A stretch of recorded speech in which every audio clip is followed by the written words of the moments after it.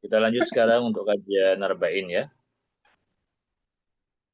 Kemarin kita sudah sampai ya hadis ke-8, sekarang hadis yang ke-9 ya.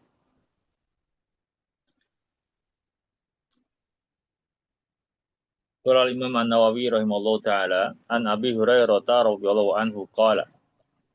Dari Abu Hurairah radhiyallahu an ya. Hadis ini bahkan dari sahabat yang mulia yakni Abu Hurairah. Qala ia berkata, sami'tu Rasulullah sallallahu alaihi wasallam yaqul, aku mendengar Rasulullah SAW bersabda, ma nahaitukum anhu fajtanibuhu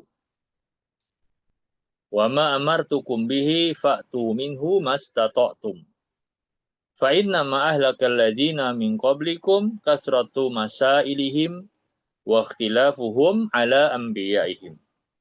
Yaitu perkataan Rasulullah SAW sampai itu. Kemudian disebutkan bahwa hadis ini rawahul Bukhari wa Muslim, diriwayatkan oleh Imam Al-Bukhari dalam kitab sahihnya dan juga Imam Muslim dalam kitab sahihnya. Nah, kita lihat apa yang dikatakan Nabi SAW di sini. Ma nahaitukum anhu fajtanibuhu, kata beliau SAW, apa yang aku larang dari kalian, apa yang aku larang untuk kalian, ya, yakni aku larang darinya. Apa yang kalian aku larang darinya, fajtanibuhu, maka tinggalkanlah. Ya, kata Nabi, apa yang dilarang oleh beliau hendaknya ditinggalkan. Wa ma amartukum bihi, dan apa yang aku perintahkan kalian dengannya, ya, yakni apa aja yang beliau perintahkan pada kita, fa'tu minhu, maka laksanakan, ya, kerjakanlah mastata'tum, semampu kalian. Ya. Fa inna ma ahlakal ladina min qablikum, karena sesungguhnya yang membinasakan umat-umat sebelum kalian itu adalah fa'tu min qablikum kasratu masailihim, banyaknya pertanyaan mereka, ya, banyaknya pertanyaan, waqtilafuhum ala anbiyaihim, dan penyelisihan mereka terhadap para nabi mereka. Ya. Jadi hadis ini ya termasuk kaidah besar dalam Islam yang mana Rasulullah SAW meletakkan prinsip pokok. Ini penting, prinsip ini dalam masalah larangan dan perintah. Yakni bahwa dalam hal larangan, Nabi mengatakan, ma nahaitukum anhu fajtanibuhu. Apa yang aku larang, tinggalkan. Tinggalkan secara total. Apa yang beliau larang, tinggalkan. Ya. Sementara apa yang diperintahkan, wa ma amartukum bihi, apa yang ya beliau perintahkan pada kita, fa'tu minhu, kerjakan. Nah, tapi ada tambahan apa? Mastata'tum, semampu kalian. Ya, dalam masalah larangan tidak ada kata-kata semampu kalian. Larangan ini harus tinggalkan secara total. Tapi dalam menjalankan perintah, lakukan semampu kita. Ya, ini sesuai dengan Allah berfirman di dalam Al-Quran, fattaqullaha mastata'tum. Bertakwalah kalian kepada Allah semampu kalian. Ya, bertakwalah semampu kalian. Karena Islam tidak membebankan pada kita di luar kesanggupan kita. Allah tidak membebankan pada kita di luar kesanggupan kita. Ya, jadi sekali lagi larangan Nabi SAW ya, ya nahyun atau larangan ini, ya hukum asalnya haram, ya. Apa yang dilarang oleh beliau hukum asalnya haram. Kecuali ada dalil lain yang menunjukkan mana selain itu, maka bisa jadi hukumnya jadi makruh ya. Tapi pada asalnya haram. Kalau nggak ada hal lain yang menunjukkan ya ketidakharamannya. Oleh karena itulah kewajiban kita adalah menjauhi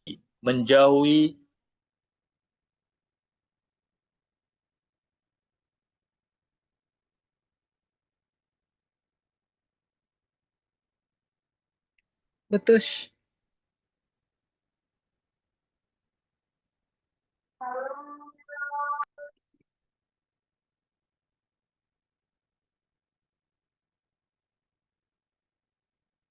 Putus ya? Putus. Iya. ya. Putus Apa Ustaz. Ustaz ini? Ya, kita lanjut ya. Lebih putus. Jadi sekali lagi larangan itu hendaknya kita jauhi, ya. Ya, karena pada asalnya hukumnya haram, ya. Meskipun ternyata ada hal lain yang menjadikannya ya hukumnya jadi makruh, tetap aja harus kita jauhi. Apapun yang dilarang kita harus jauhi. Oleh Nabi SAW, ya larangan itu harus kita jauhi. Sedangkan perintah, ya perintah itu menunjukkan wajib asalnya, ya. Tapi kita berusaha untuk melakukannya dengan kemampuan kita, ya. Lakukan sebatas kemampuan kita. Ya, jadi ini kaidah ya. Nah, kalau larangan itu ya mudah, artinya tidak sulit untuk meninggalkannya. Ya, sebagaimana kata Imam Nawawi ya rahimahullah taala di dalam syarah terhadap kitab beliau ini, apabila Nabi melarang sesuatu, maka wajib tinggalkan secara mutlak. Tidak ada uzur, tidak ada alasan tidak mampu untuk meninggalkan larangan. Karena meninggalkan perbuatan itu adalah dalam jangkauan setiap orang. Setiap kita mampu untuk meninggalkan. Ya, ntar kita jawab aja. La ilaha illallah. Allahumma rabba hadhihi salatul qaim. Ya, jadi meninggalkan itu kan lebih mudah ya. Ya, uh, tidak usah melakukan sesuatu, tinggalkan gitu aja kan. Ya. Tidak ada hal yang bisa ya apa namanya yang bisa menjadikan udzur atau alasan untuk tidak bisa meninggalkan sesuatu. Semua orang bisa untuk meninggalkan sesuatu sebetulnya. Tapi kalau perintah, perintah itu kan nggak semua orang mampu melakukannya. Makanya sesuai kemampuan. Ya, la yukallifullahu nafsan illa wus'aha. Allah tidak membebani seorang kecuali dengan kemampuannya. Ya, sehingga ada rukhsah dalam melakukan kewajiban itu kadang-kadang ada keringanan, ada rukhsah. Ya misalnya aja kita kalau sedang sakit boleh tidak puasa ya. Padahal puasa itu wajib di bulan Ramadan ya. Atau lagi safar pun boleh tidak puasa ya. Kalau kondisinya tidak mampu juga untuk sholat berdiri boleh duduk kan begitu. Nah ini mengerjakan kewajiban ada keringanan-keringanan ya. Kita lakukan apa yang kita mampu. Ya. Nah, tapi kalau meninggalkan larangan, nggak ada rukhsah, nggak ada apa namanya udzur, ya. Tinggalkan aja udah, nggak usah lakukan, ya kan gitu. Jadi kata Ibnu Rajab Al-Hanbali rahimahullah bahwa syariat itu dibangun di atas dasar kemudahan dan kemampuan manusia. Ya, jadi barang siapa yang meninggalkan perintah karena lemah, karena tidak sanggup, ya tidak berdosa selama ia benar-benar tidak mampu. Itu berkaitan dengan perintah, ya. Jadi ada hal-hal yang bisa meringankan perintah apapun ya dalam masalah ibadah. Tapi kalau itu kaitannya dengan larangan, ya, setiap orang mampu untuk meninggalkannya. Nah kemudian berikutnya dalam hadis tadi Nabi SAW mengatakan, ya setelah mastata'tum fa inna ahlaka ladina min qablikum katsratu masailihim. Maka binasanya orang-orang sebelum kalian adalah pertama katsratu masailihim, banyak bertanya. Ya, banyak bertanya. Yang kedua, waqtilafuhum ala anbiya'ihim. Umat-umat dahulu binasa karena dua hal ini. Banyak bertanya, ya, kemudian menyelisihi nabi mereka, ya. Nah, ini larangan bertanya ini pertanyaan yang berlebihan, ya, yang kadang-kadang ya justru memberatkan diri sendiri, ya, dengan pertanyaan itu, ya. Atau pertanyaan-pertanyaan dalam hal yang tidak perlu atau belum terjadi, ya. Pertanyaan yang berlebihan itu seperti misalnya orang-orang Yahudi ya ketika di surah Al-Baqarah ceritakan ya ketika disuruh untuk mencari seekor sapi ya mereka bertanya yang sapinya bagaimana warnanya apa akhirnya lebih lebih menjadikan sulit untuk mencari atau mendapatkannya ya sampai-sampai mereka hampir-hampir tidak mendapatkan ya sapi yang dimaksud ya atau pertanyaan-pertanyaan yang ya tidak perlu ya atau belum terjadi. Jadi bukan pertanyaan untuk hal-hal yang berkaitan dengan ilmu yang bermanfaat ya. Kalau itu nggak masalah kita bertanya ya memang dibutuhkan untuk bertanya ya kalau masalah berkaitan dengan ilmu ya. Tapi pertanyaan-pertanyaan yang nggak boleh ini yang justru bisa mencari-cari kesulitan yang menyebabkan sulit kita sendiri ya. Yang menyebabkan itu apa membebani kita sendiri dengan pertanyaan itu ya. atau pertanyaan bisa menimbulkan ya keraguan-raguan, kebingungan, ya, atau justru malah penolakan terhadap hukum Allah Subhanahu wa taala, ya. Jadi tadi contohnya seperti Bani Israel tadi, ya, di surah Al-Baqarah ayat 67 nggak salah ya, sampai 71, ya, ketika diperintahkan menyembelih sapi, mereka terus bertanya, ya, qalu ud'u lana rabbana yubayyin lana ma hiya, dan seterusnya tanya lagi. Ya, apa namanya, bagaimana sapinya, bagaimana warnanya dan seterusnya, sampai menyulitkan diri sendiri. Nah, jadi ini pertanyaan dilarang, ya, pertanyaan berlebihan seperti itu. Nah, kemudian yang kedua, binasanya orang dahulu adalah menyelisihi nabinya. Maka kita dilarang menyelisihi Rasulullah SAW. Kita diperintahkan untuk mentaati Rasulullah SAW karena itu adalah jalan keselamatan. Menyelisih beliau adalah sebab kebinasaan, ya. Nah,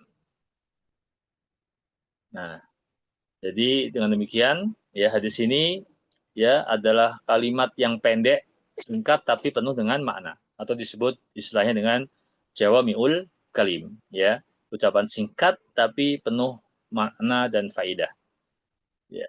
Kemudian di sini juga menunjukkan kasih sayang Rasulullah SAW karena beliau ingin umatnya ini selamat dengan kemudahan syariat, tidak membebani, tidak memberatkan, ya.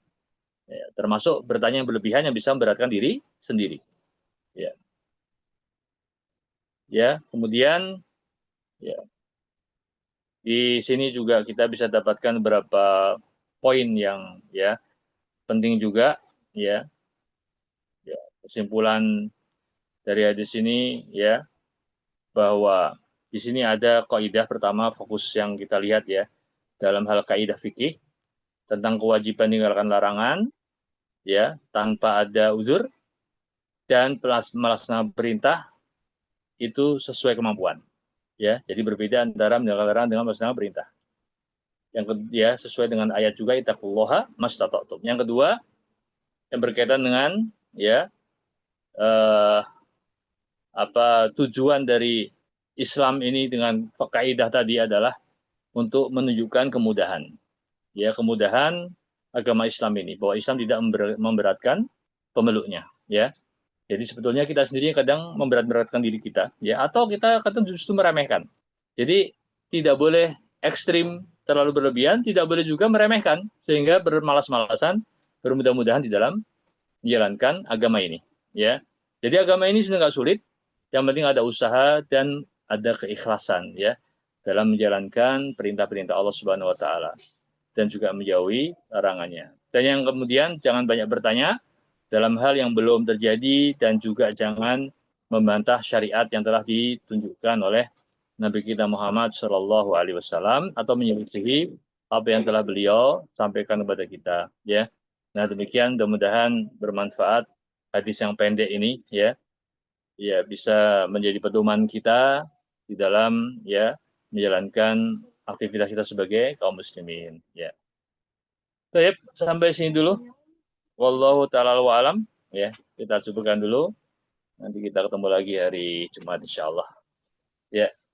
Wassallallahu ala nabiyina Muhammad wa ala alihi washabihi ajmain. Kita tutup dengan doa subhanallah bihamdik asyhadu an la ilaha illa anta astaghfiruka wa atubu ilaik. Ya, Bapak Ibu sekalian, saya pamit. Assalamualaikum warahmatullahi wabarakatuh.